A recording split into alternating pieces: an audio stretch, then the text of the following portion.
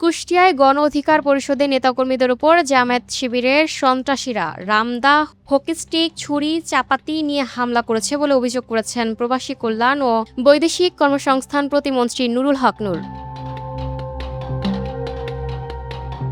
শনিবার 15 আগস্ট সন্ধ্যায় নিজের ফেসবুক পেজে অভিযোগ করেন তিনি। রক্কাটা জামায়াত শিবির তার স্বরূপে ফিরেছে শিরোনাম দিয়ে প্রতিমন্ত্রী ফেসবুকে লিখেছেন, কুষ্টিয়ায় গণ অধিকার পরিষদের শান্তিপূর্ণ বিক্ষোভ সমাবেশে নেতাকর্মীদের উপর জামায়াত শিবিরের সন্ত্রাসীরা রামদা, হকিস্টিক, ছুরি, চাপাতি নিয়ে উপর্যুপরি হামলা করেছে।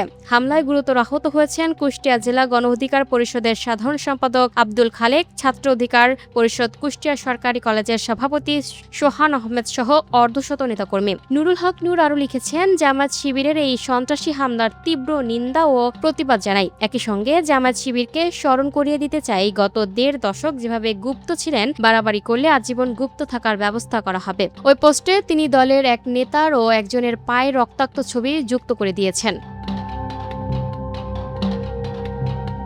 Lucky Akter, up to date news, Dhaka.